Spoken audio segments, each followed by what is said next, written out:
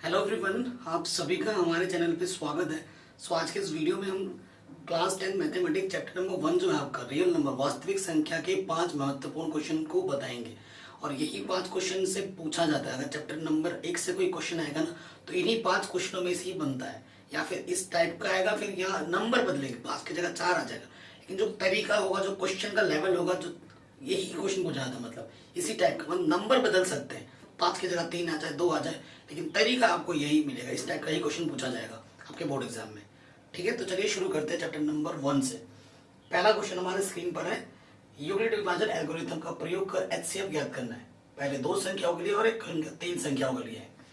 2 संख्याओं वाला प्रश्न आपके एनसीईआरटी में है, लेकिन 3 संख्याओं वाला नहीं है। और 3 संख्या वाला क्वेश्चन भी बोर्ड एग्जाम में पूछा जाता है।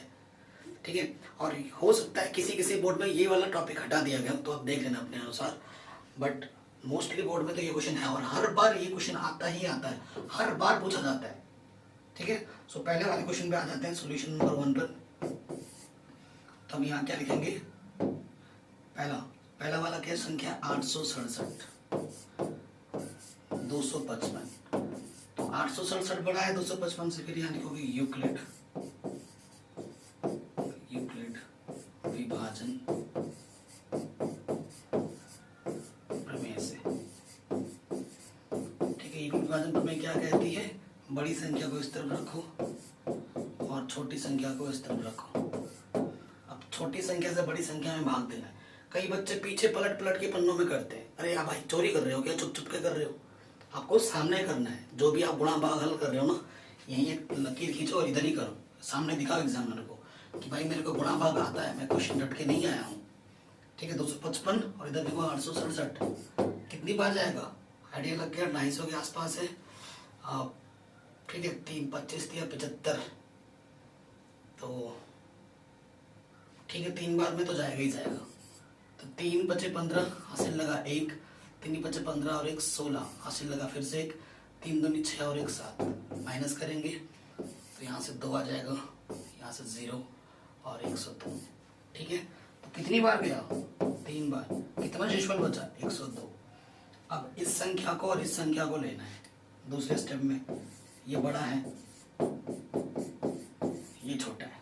अब क्या करना है, 102 से भाग देना है 255 में। कितनी बार जाएगा, 2 बार। कितना जाएगा, 204। घटाएंगे कितना जाएगा, 51। ठीक है, कितनी बार गया, 2 बार। कितना बचा, 51। हमें तब तक करना है जब तक कि शेषफल 0 ना आ जाए। अब ये आ जाएगा 102, इधर आ जाएगा 51। ठीक है, 51 में भाग देना है 102 51 दूनी 102। शेषफल क्या गया, 0। 2 बार में गया और शेषफल क्या गया, 0। अब शेषफल तो 0 आ गया।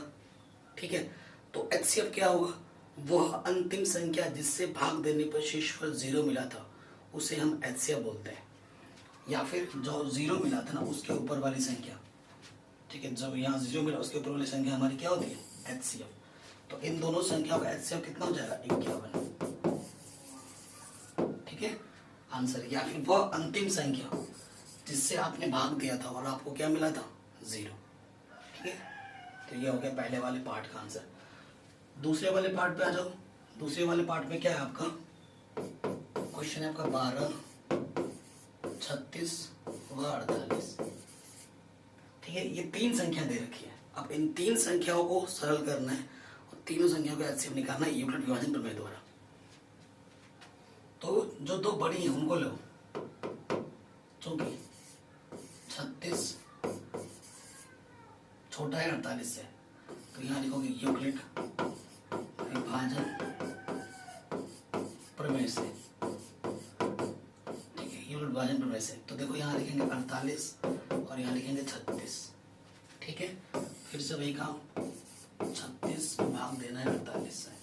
36 से कम 36, कितना बचा, 12। ठीक है, अब ये 2 संख्या ले लेंगे क्योंकि शेषफल 0 आया नहीं है, तो 36 और यहाँ आ जाएगा 12।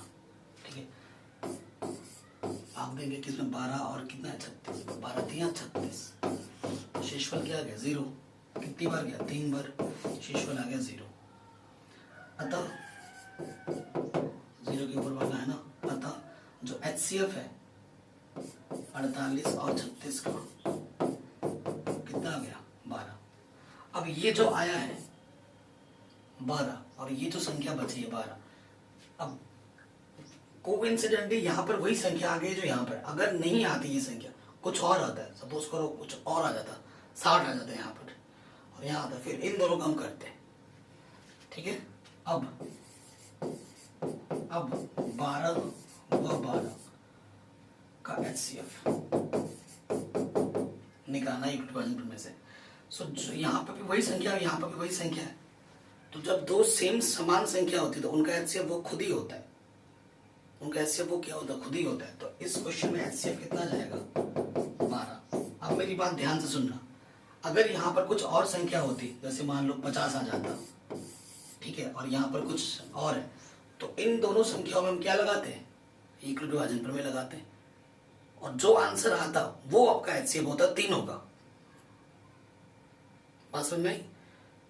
तो ऐसा क्वेश्चन भी पूछा गया है बोर्ड में, और इस टाइप का क्वेश्चन भी मैंने करा रखा है और लिंक डाल दूंगा डिस्क्रिप्शन पे, जो बोर्ड एग्जाम में पूछा गया था, ठीक है, वो करा रखा है, लिंक दे दूंगा डिस्क्रिप्शन पे, उसको देख लेना। अगला क्वेश्चन आ जाओ। ये क्वेश्चन भी बोर्ड एग्जाम में काफी पूछा गया है, पूछा जा सकता है। क्या पूछ रहा है, जांच कीजिए कि 4 की पावर n किसी भी प्राकृतिक संख्या n के लिए कभी शून्य पर समाप्त हो सकता है क्या। मतलब इसका मतलब क्या है, 4 की पावर n प्राकृतिक संख्या लेनी, 4 की पावर 2, 4 की पावर 3 या 4 की पावर 500 कुछ भी ले लो, तो क्या कभी ये 0 पे खत्म होगा, ये हमसे पूछ रहा है। क्या कभी ये 0 पे खत्म होगा, ये हमसे पूछ रहा है, ठीक। सो देखिए, इसके लिए आपको एक नोट लिखना पड़ेगा। लिखेंगे, यदि कोई संख्या शून्य पर समाप्त होना चाहती है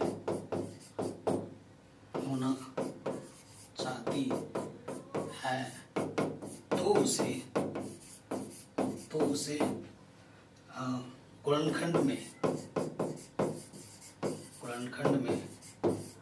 2 की घात m गुणा 5 की घात n का रूप होना ही पड़ेगा।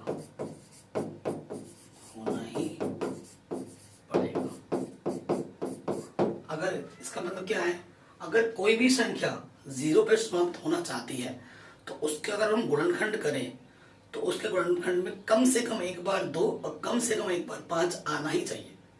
कम से कम मतलब एक बार 2 तो आना ही चाहिए और एक बार 5 आना ही चाहिए। अगर नहीं आता तो वो समाप्त नहीं होगी, ठीक है। एक से ज्यादा है कोई दिक्कत नहीं है। अब देखो, अतः 4 का गुणनखंड करने पर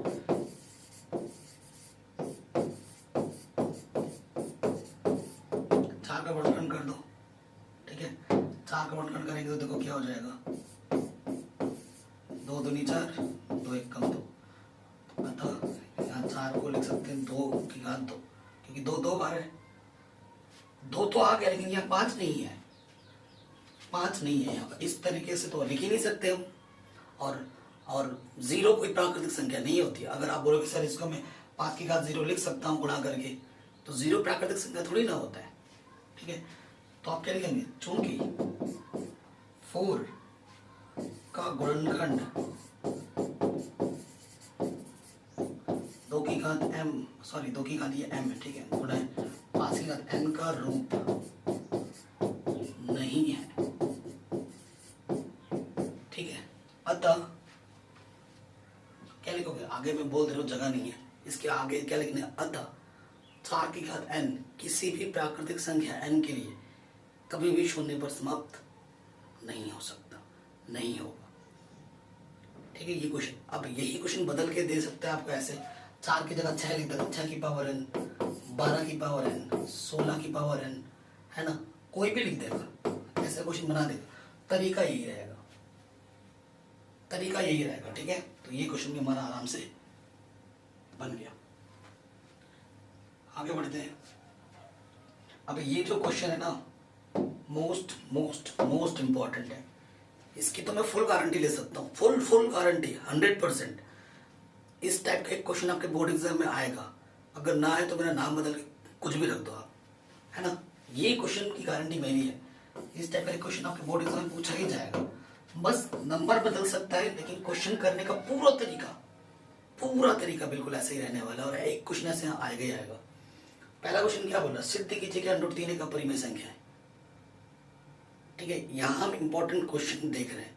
अगर आपको पूरा नॉलेज चाहिए तो आप मेरे एनसीईआरटी वीडियोस देख लो, सब पढ़ा रखा है। अगर आपको कोई भी चैप्टर नहीं मिल रहा है, आप ऐसे सर्च करो क्लास 10th, ऐसे सर्च कर लेना।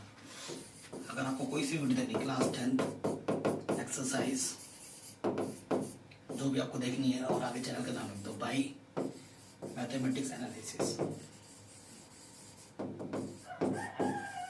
ठीक है, तो आपको वीडियो एकदम ऊपर मिलेगी। आपको हिंदी में देखना है हिंदी में देख लो, इंग्लिश में देखना है इंग्लिश में देख लो। ठीक है, ये आपको बदलता जाएगा। आगे बढ़ते हैं, सिद्ध करते हैं।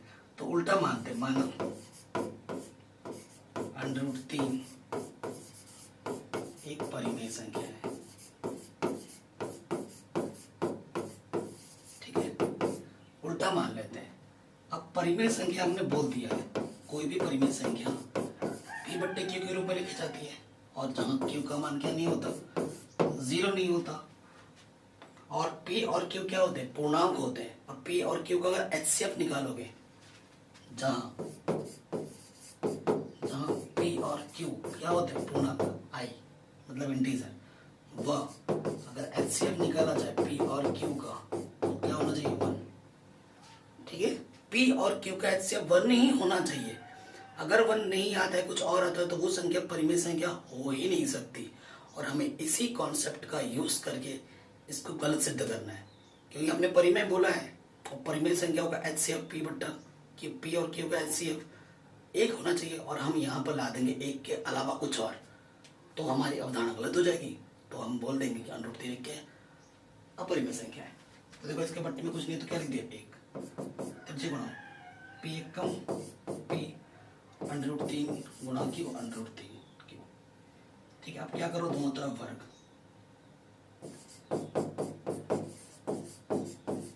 दोनों तरफ वर्ग करने पर P का वर्ग क्या हो जाएगा, P² √3 का वर्ग 3, Q का वर्ग Q²। इसे मैं समीकरण 1 मान लेता हूँ। ठीक है, कोई दिक्कत नहीं है। अब मैं क्या बोलूंगा, चूंकि यहाँ क्या लिखा है, गुणांक 3 लिखोगे, चूंकि P² 3 से विभाजित है, P² 3 से विभाजित है। ठीक, इसलिए P भी 3 से विभाजित होगा। अब मैं इसका रीजन भी दे देता हूँ, कैसे होगा। एक संख्या मैंने लिखी 9 को लिख सकता हूँ मैं 3 का वर्ग, 9 3 से कटेगा, बिल्कुल कटेगा। और 9 का वर्गमूल कितना होगा, 3, तो 3 भी तो 3 से कटेगा। अगर P² 3 से कट रहा है, तो P भी किससे कटेगा, 3 से, है ना। तो इसमें कोई कंफ्यूजन नहीं होगी। अब देखो, P 3 से कट रहा है, अगर मैं Q को भी 3 से काट के दिखा देता हूँ, तो P और Q का HCF कितना हो जाएगा, 3, और हमें लाना है 1, उल्टा हो जाएगा, है ना। तो वही तो चाहिए हमें। अब नेक्स्ट स्टेप में आ जाओ। अब लिखोगे पुनः, ठीक है, पुनः क्या लिख दोगे, पुनः माना P बराबर 3 के लिए बोल रहा है, जो संख्या होती है वही लिख दे, 3R। फिर वर्ग करते हैं, वर्ग करने पर तो यहाँ से हो जाएगा P², 3 का वर्ग हो जाएगा 9, और R का वर्ग हो जाएगा R²। अब देखो, P² का आपको मान पता है, अरे भाई P² का आपको मान पता है, देखो, है ना। P² का मान कितना पता है, 3Q²। चूंकि P² बराबर क्या है, 3Q², तो इसे Q के पदों में लाना है, तो यहाँ हम लग सकते हैं ये इसके जगह पर 3 कम 3 3 3 9, तो Q² बराबर क्या आ गया, 3R²। तो अब क्या लिखोगे, चूंकि गुणांक कितना है, 3 है, चूंकि Q² 3 से विभाजित है,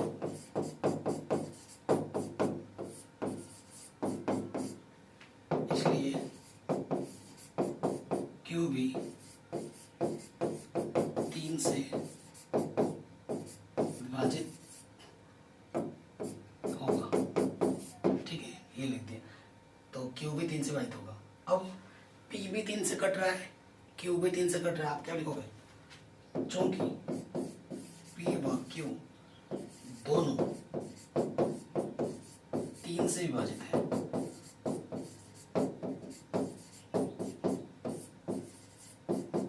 ठीक है, इसलिए जो HCF होगा पी और क्यू का वो 3 होगा, जो कि 1 के बराबर तो बिल्कुल भी नहीं है, जो कि 1 के बराबर बिल्कुल भी नहीं है। अतः यह हमारी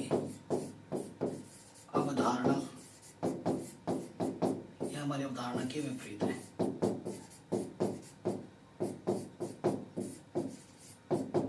ठीक है, अतः हमने जो माना था वो गलत है। लास्ट में जो लिखना हिंदी जगह नहीं है। अतः जो हमने माना था वो विरोधाभास प्रकट हो रहा है या गलत है, जो लिखना चाहो। अर्थात √3 एक अपरिमेय संख्या होगी, ये लिख दोगे आप। ठीक, अब √3 क्या करेगा? √5 आता, √2 आता, √7 आता, सब कुछ ऐसा ही रहेगा, बस संख्या बदल जाएगी। 3 की जगह बस आप क्या लिख दोगे? 5, 7, 2 ऐसे ही लिख दोगे। जैसे √3 के लिए किया, √2 के लिए भी ऐसे ही होगा, √5 के लिए भी होगा, √7 के लिए भी होगा, √11 के लिए भी होगा। सभी क्वेश्चन इसी तरीके से होंगे, डिक्टो। ठीक है, तो ये क्वेश्चन बन गया। अब नेक्स्ट जो क्वेश्चन हमारे पास था, इसको सिद्ध करना है। सिद्ध कीजिए कि 2 + 3 √5 एक अपरिमेय संख्या है। अब देखो इसको कैसे करेंगे, इसको भी उल्टा मानेंगे।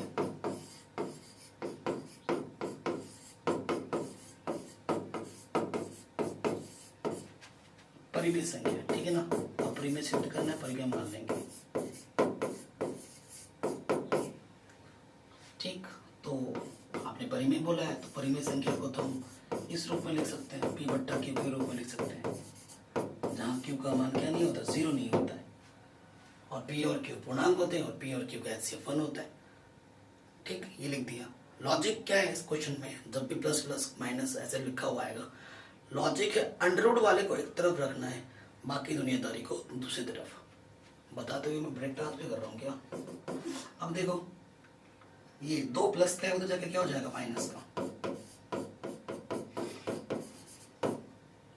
ठीक, √5 3 गुणे में इधर आके क्या हो जाएगा? बट्टे में।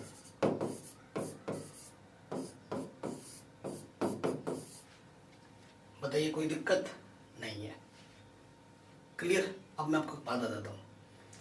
परिमेय संख्या में परिमेय संख्या जोड़ो, परिमेय संख्या में परिमेय संख्या घटाओ, परिमेय संख्या में परिमेय संख्या से गुणा करो, परिमेय संख्या में परिमेय संख्या से भाग करो, हमेशा वो परिमेय ही रहता है। ठीक, P/Q था एक परिमेय, परिमेय से परिमेय घटाया परिमेय, परिमेय को परिमेय से भाग दिया, ये पूरी क्या है? परिमेय। और हम जानते हैं कि √5 क्या होता है? अपरिमेय। इधर अपरिमेय है, इधर परिमेय है, और यहाँ बराबर का चिन्ह है, हो ही नहीं सकता ये तो भाई। कैसे हो जाएगा अपरिमेय और परिमेय बराबर? तो वही चीज हम यहाँ लिखेंगे, चूंकि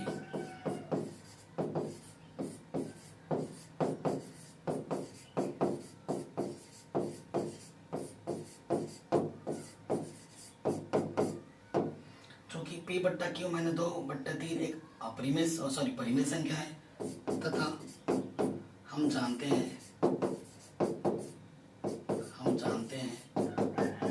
कि √5 एक अपरिमेय संख्या है।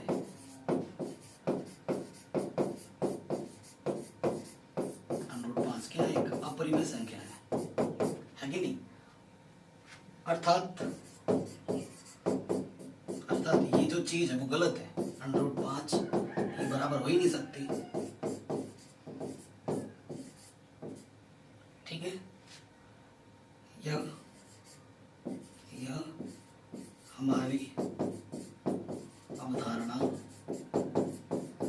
के विपरीत है। ये लिख दो लास्ट में, यह हमारी अवधारणा के विपरीत है। अर्थात 2 + 3 √5 एक अपरिमेय संख्या होगी। इतना ही लिखना है और आपको पूरे नंबर मिल जाएंगे। तो ये क्वेश्चन में आपका आराम से बन गया। ठीक, आगे बढ़ते हैं। तो हमारे 3 महत्वपूर्ण क्वेश्चन सरल हो गए। अब आते हैं चौथे क्वेश्चन में। गुणनखंड विधि से एचसीएफ और एलसीएम निकालना है। ठीक है, 12, 15 और 21 का। और ये संख्या एचसीएफ, 2 संख्याओं का एचसीएफ दे रखा है और हमें एलसीएम निकालना है। आप क्वेश्चन ही देख के लगा लो। अगर ये क्वेश्चन इनमें से अगर बोर्ड एग्जाम में ना आए ना तो आप चैनल को अनसब्सक्राइब कर देना। ठीक है, मैं और क्या बताऊँ। इसी टाइप का ये क्वेश्चन बार बार एग्जाम में पूछा जाता है। बहुत ही इंपॉर्टेंट क्वेश्चन है ये, most important, very very important. ठीक, तो पहला देखो गुणनखंड विधि से ना, तो यहाँ लिख देंगे गुणनखंड विधि।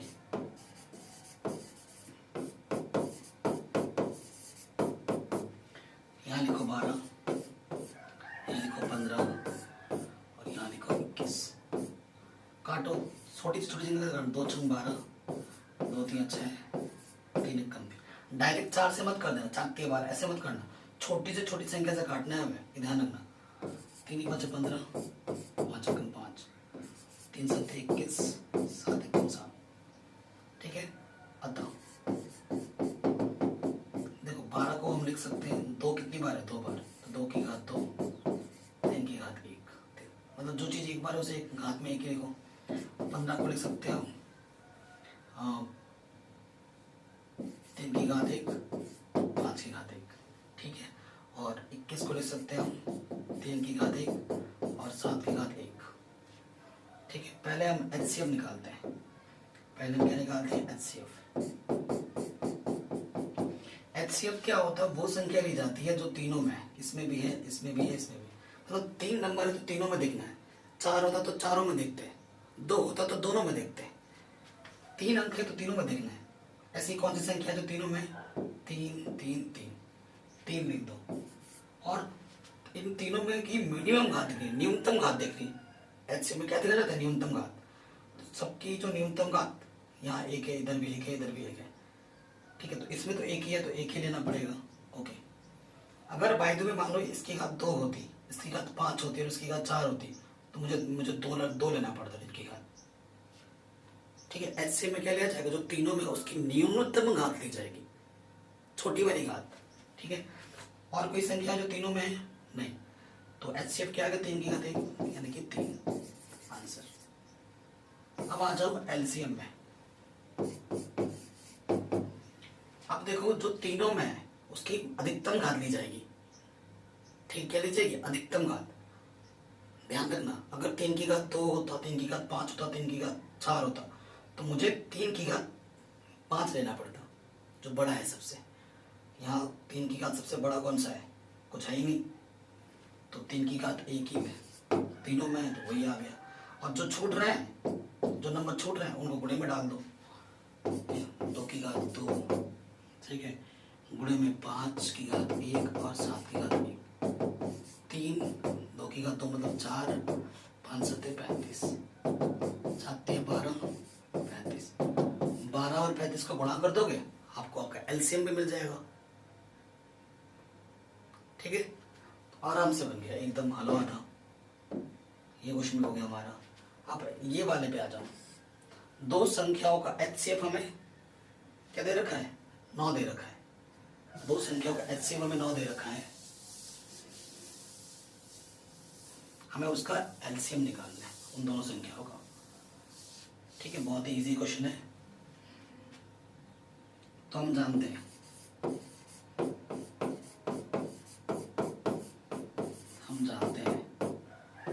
ये चीज 2 संख्याओं पे ही आधारित है। 2 संख्याओं का गुणनफल। ठीक है, 2 संख्याओं का जो गुणनफल होता है वो किसके बराबर होता है, एचसीएफ गुणा एलसीएम। ठीक है, यही होता है। तो 2 संख्या कौन कौन सी, 1 2, यही तो 306 गुणा 657। एचसीएफ क्या दे रखा है, 9, हमें एलसीएम निकालना है। तो ये गुणे में इधर के क्या हो जाएगा, बट्टे में।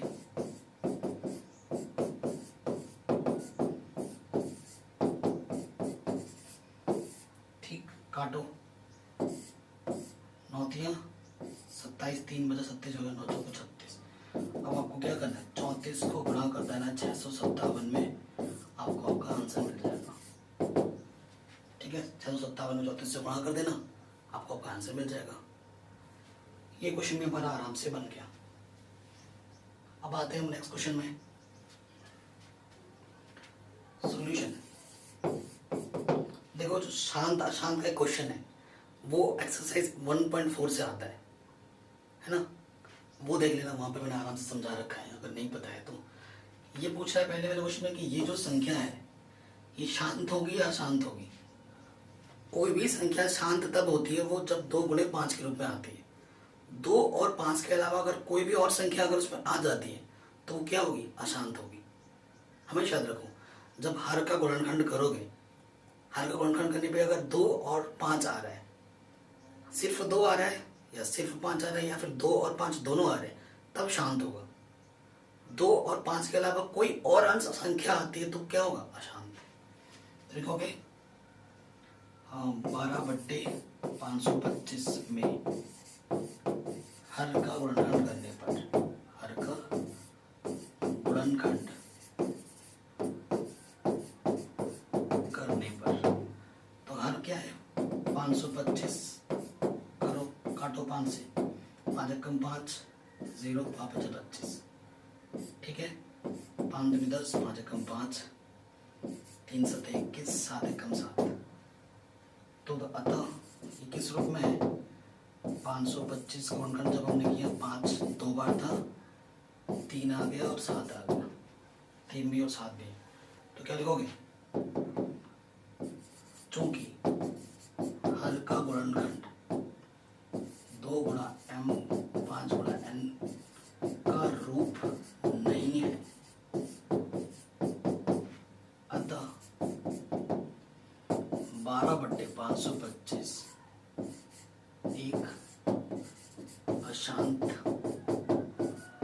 संख्या है। तो ये क्या है, अशांत है। ये जो संख्या है वो कैसी है, अशांत संख्या है। ठीक, ध्यान रखना, इस तरीके से आपको पूरा लिखना पड़ेगा एग्जाम में। तो ये क्वेश्चन भी हो गया। चलिए अब आते हैं इसके सेकंड पार्ट में। ठीक है, इसके सेकंड पार्ट में आ जाओ, इसे उतार लेना, स्क्रीनशॉट ले लेना। सेकंड पार्ट में क्या बोल रहा है, ये जो संख्या है कितने अंकों बाद पूर्णतः विभाजित होगी। तो बहुत ही आसान है, ऑलरेडी गुणनखंड किया हुआ है नीचे, 2 गुणा 5 दिख रहा है ना, तो 2 और 5 की जो अधिकतम घात होती है उतनी बात पूर्णतः विभाजित होगी। तो 2 की घात 3 है, 5 की घात 4 है, तो ये जो संख्या है 4 अंकों के बाद पूर्णतः विभाजित होगी। देखो कैसे, चूंकि सेकंड वाले में, चूंकि 2 का अधिकतम घात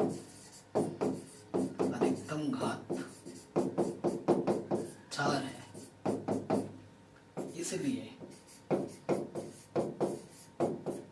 यह संख्या 4 स्थान के बाद पूर्णतया विभाजित होगी। ठीक है, 2 और 5 की जो अधिकतम घात होगी ना, उतनी संख्या के बाद ये पूर्णतः विभाजित होती है। अगर 2 की घात 5 होता तो ये 5 संख्याओं के बाद पूर्णतः विभाजित होता। अधिकतम घात देखनी है 2 की और 5 की। आराम से बन गया ये क्वेश्चन भी। आगे आ जाओ इस थर्ड क्वेश्चन में। ठीक है, यहाँ पर क्या लिखा है, इस संख्या को बताना है, ये जो दी गई संख्या है भाज्य। तो सबसे पहले देखो भाज्य क्या होता है और अभाज्य क्या होता है, ये आपको पता होना चाहिए। भाज्य की जब कोई भी भाज्य संख्या होती है 2 से ज्यादा गुणनखंड होते हैं, 2 से ज्यादा गुणनखंड होते हैं, और भाज्य संख्याओं का केवल 2 गुणनखंड होता है, केवल 2 गुणनखंड होते हैं। ठीक है, वो एक तो वो संख्या खुद और एक, और भाज्य संख्या के 2 से ज्यादा गुणनखंड होते हैं। अगर आप किसी भी संख्या को 2 से ज्यादा गुणनखंड के रूप में दिखा देते हो तो वो संख्या क्या हो जाएगी, भाज्य संख्या हो जाएगी। जैसे कि देखिए दी गई संख्या क्या है, दी गई संख्या हमारी कौन सी है, ये संख्या, इसको हम लिख देंगे